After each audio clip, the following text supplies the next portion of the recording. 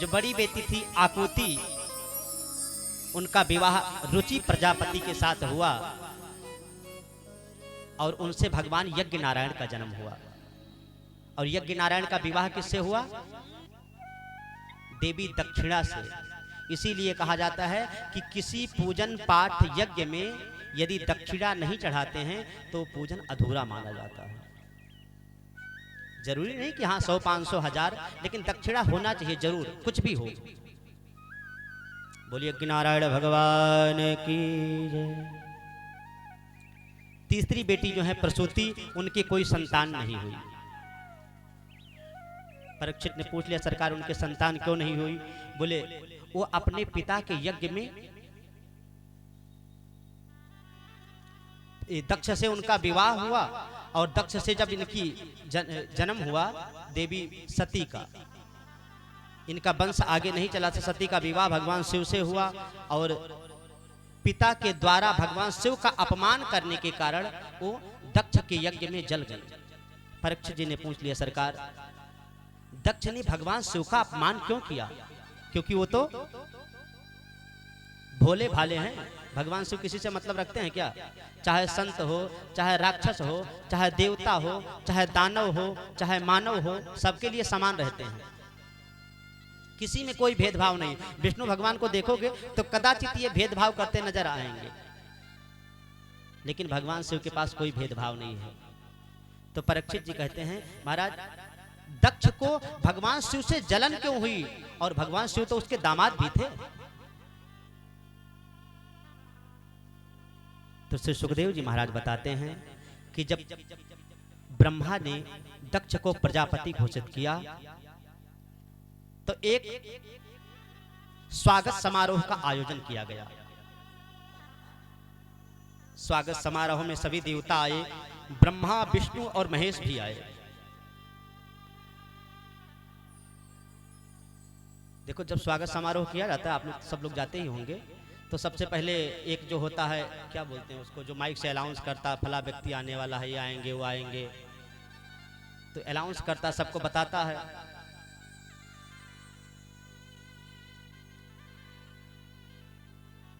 स्वागत सभा शुरू हुई तो माइक वाले को माइक नहीं दिया। दक्ष ने बड़े गर्व से सीना चौड़ा करके सभा में प्रवेश किया। तो देखते हैं कि कौन मुझे देख करके प्रणाम कर रहा है।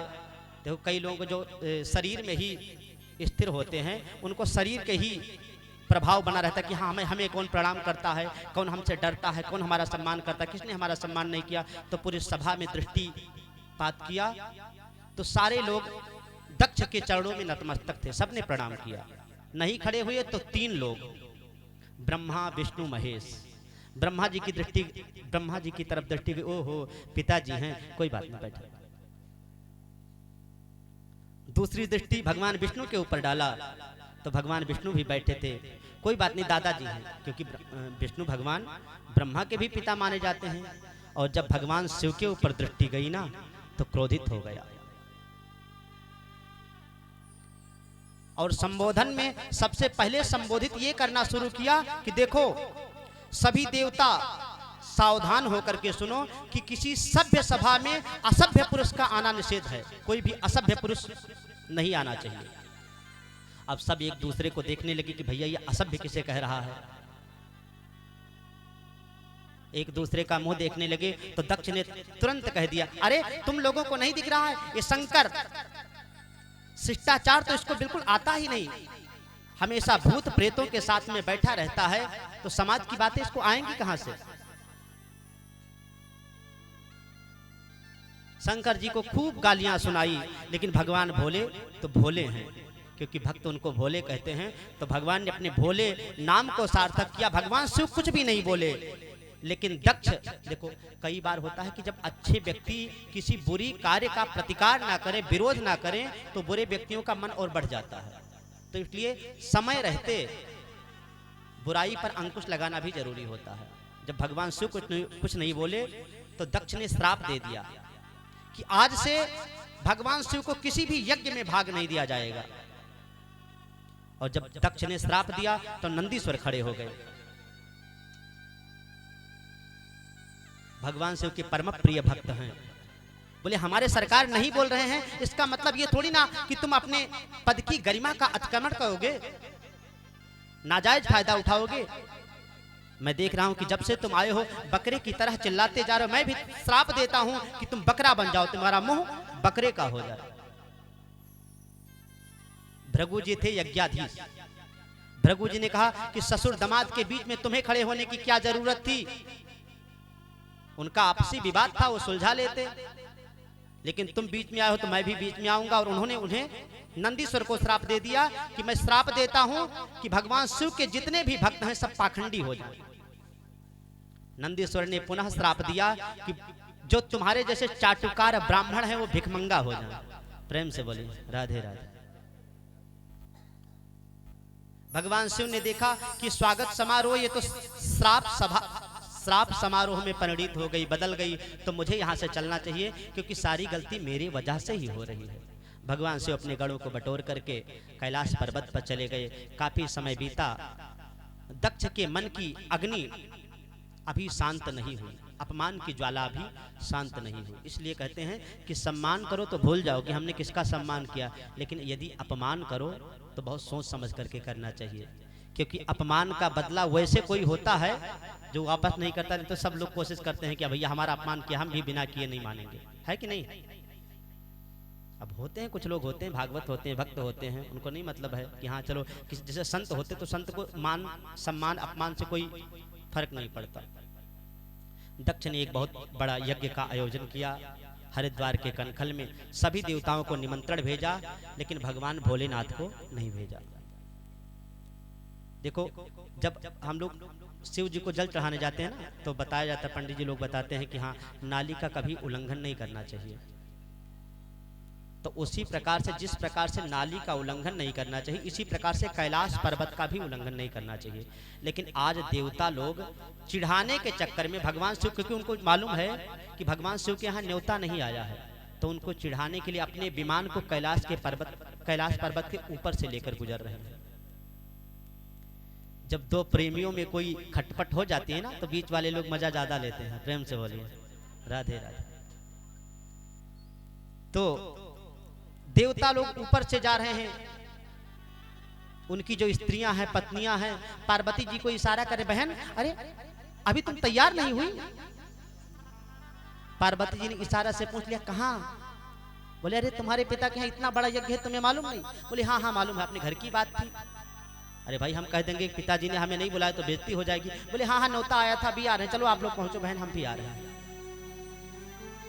भगवान शिव को मालूम है समाधिस्थ बैठे हुए हैं।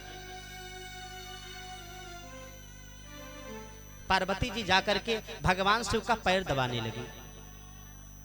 भगवान शिव ने आंखें खोल करके देखा, देवी क्या बात है, कुछ कहना चाह रही हो। नहीं नहीं सरकार, पत्नियों का तो धर्म होता है पतियों की सेवा करना।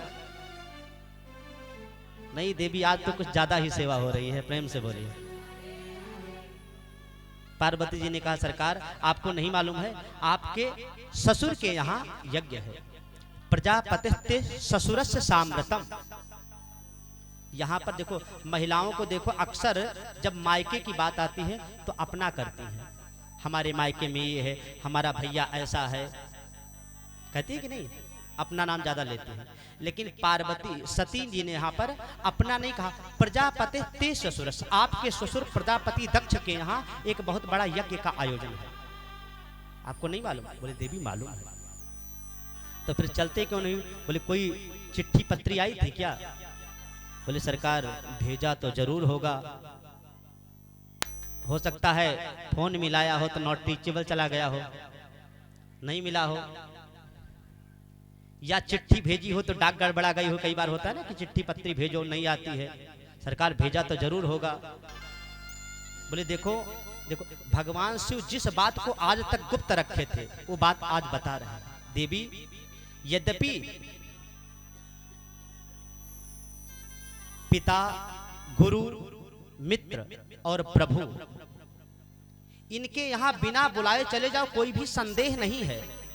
माँ के यहाँ जाने के लिए, पिता के यहाँ जाने के लिए कोई न्योते की जरूरत नहीं होती है। मित्र के यहाँ जाने के लिए थोड़ी ना कि हाँ मित्र बुलाएगा तभी जाएंगे।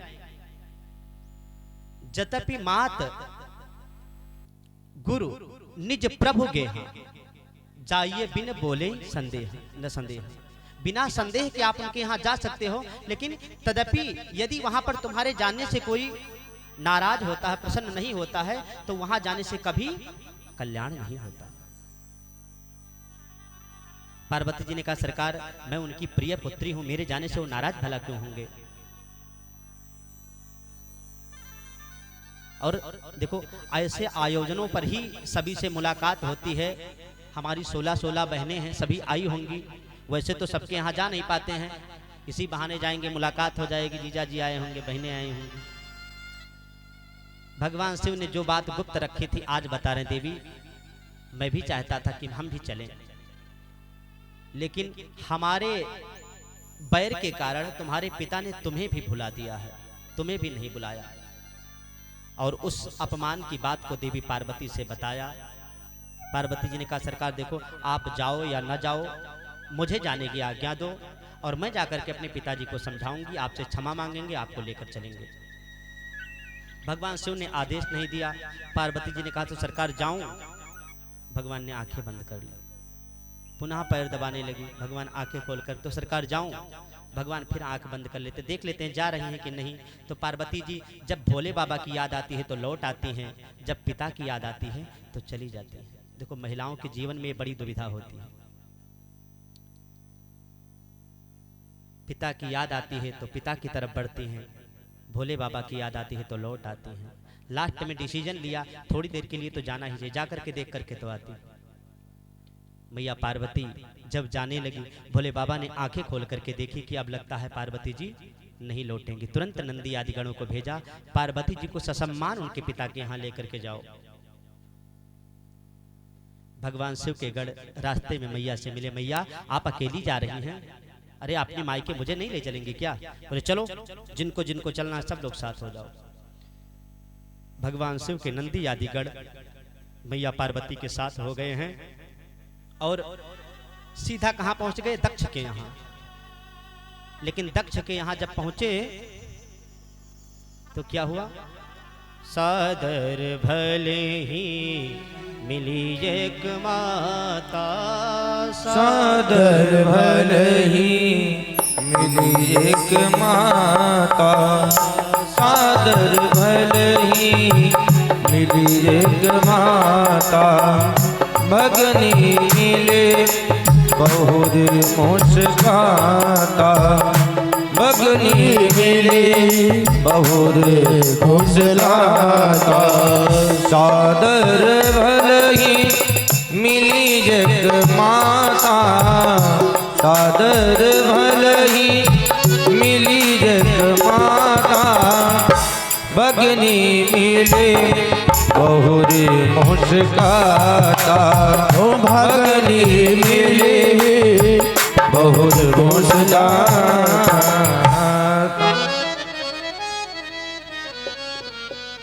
सादर भले ही मिली एक माता। एक उनकी मैया जो थी देवी प्रसूति, वो तो प्रेम से मिली। और बहनें भगनी मिली बहुत मुस्काता। मुस्काता का मतलब समझ रहे हैं?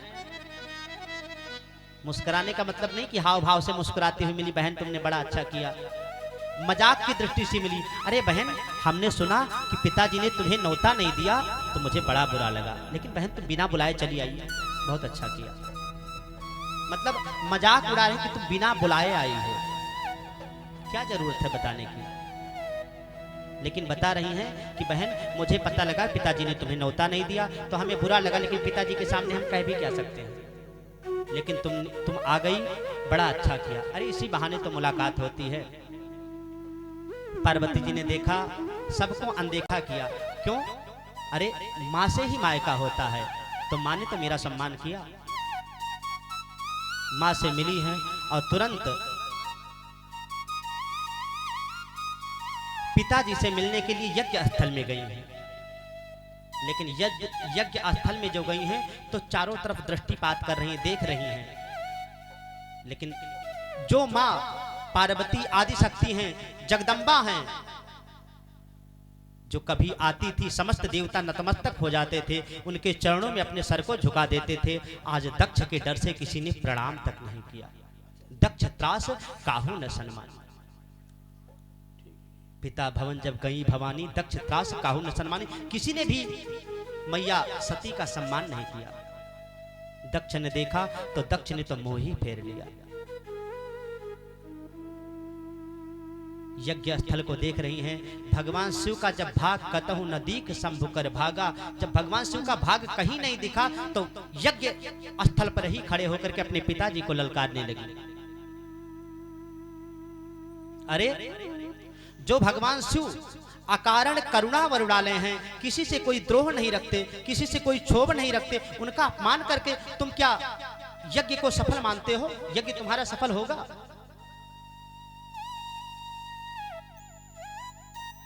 अपमान की पीड़ा में बोलती है कि मैं यदि जाना चाहूं तो मैं बाबा के पास लौट सकती हूँ, भोले बाबा के पास लौट जाऊं, लेकिन जब मैं जाऊंगी तो भोले बाबा जब कहेंगे आओ दक्ष कुमारी, तो मुझसे ये नाम बर्दाश्त नहीं होगा।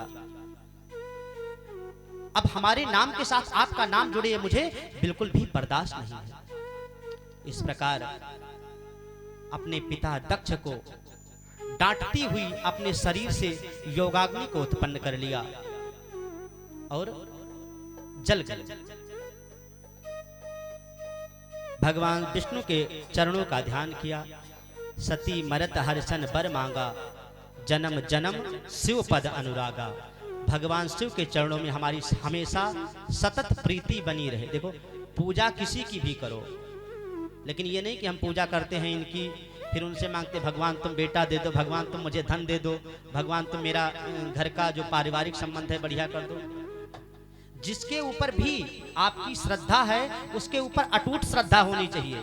मैं पूजा करने का निषेध नहीं कह रहा हूं कि आप शिव जी की पूजा करते हो तो शिव जी की पूजा मत करो, या शिव जी की करते हो तो कृष्ण की मत करो, कृष्ण की करते हो तो राम की मत करो, क्योंकि देवता वस्तुतः सब एक ही हैं। शिवस्य हृदयम विष्णु, विष्णुस्य हृदयम शिव। शिव और विष्णु में तत्वतः कोई भेद नहीं है। पूजा किसी भी की भी करो, लेकिन ये नहीं कि सबसे अलग अलग फरमाइश करते रहो, भगवान आप ये फरमाइश पूरी कर दो, सरकार आप ये कर दो। कृष्ण की पूजा करते हो तब भी प्रीति मांगो। यदि आप भोले भगवान शिव आपके इष्ट हैं तो शिव जी के चरणों में मस्तक झुकाओ, तो भी शिव जी की प्रीति मांगो। कृष्ण के चरणों में प्रीति मस्तक झुकाओ तो भी कहो भगवान शिव के चरणों में हमारी प्रीति सतत बढ़ती चली जाए। तो पार्वती जी ध्यान किसका कर रही है? नारायण का। सती मरत हरिशन बर मांगा, भगवान विष्णु का ध्यान कर रही, लेकिन क्या मांग रही है? जन्म जन्म शिव पद अनुरागा। जन्म जन्मांतर तक, कल्प कल्पांतर तक भगवान शिव के चरणों में हमारी सतत प्रीति बनी रहे। इसी वजह से अगले जन्म में हिमालय के यहाँ मैया पार्वती का, सती का जन्म हुआ, उनका वहाँ नाम पार्वती पड़ा। इस प्रकार